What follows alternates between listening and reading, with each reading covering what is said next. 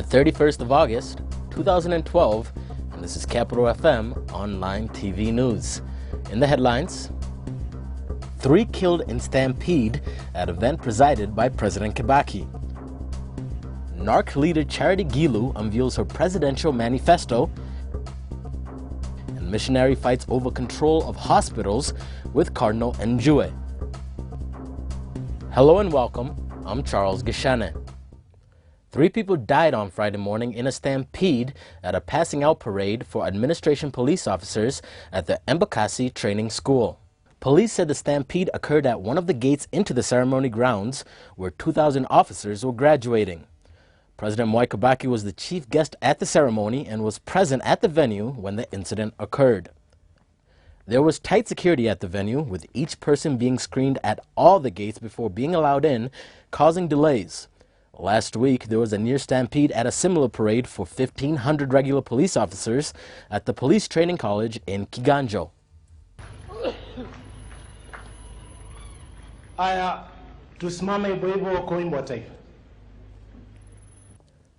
Kenya Wildlife Services chopper spent a better part of Friday airlifting 60 fishermen trapped in Lake Victoria. Rachuonyo North DC William Lenaramo led the rescue operation. The fishermen in 16 boats got stuck in the lake on Thursday morning after their boats were covered with water hyacinth.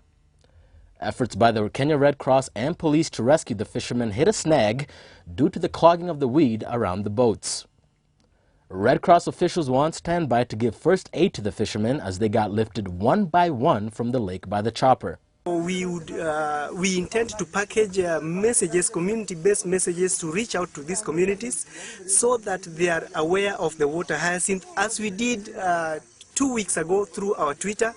The Homa Bay beaches are all locked up with the water hyacinth, and we communicated this well in all the electronic media so that the communities would be aware.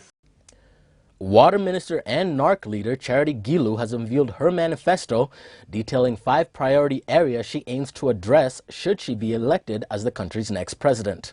The key issues she intends to address are illiteracy, poverty, healthcare, food and water, and the empowerment of women, issues that she says have lagged behind since independence.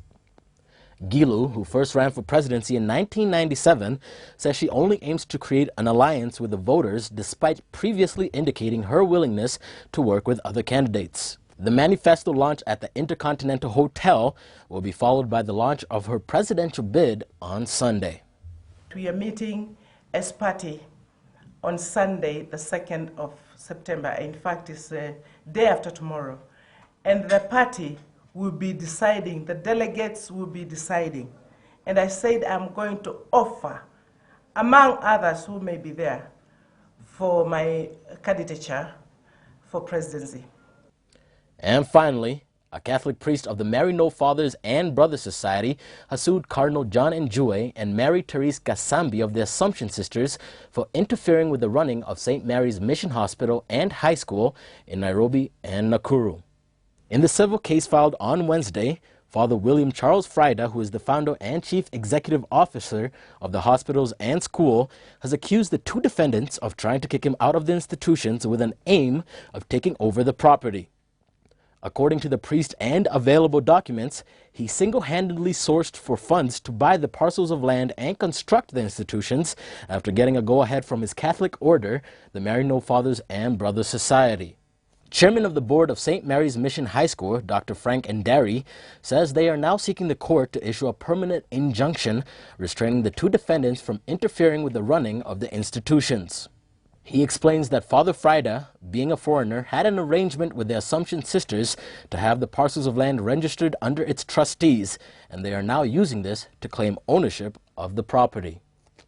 In reality, to allow the matter to be solved amicably in court, but have Cardinal Njue, who is an interested party, not directly involve himself in interfering with his activities, both as a father, because he is trying to have him removed, stripped of his status as a father, and also take over his property. I mean, no one would like to have their things taken by force. And that does it for our top stories of the day. Thanks for joining us. I'm Charles Gishene.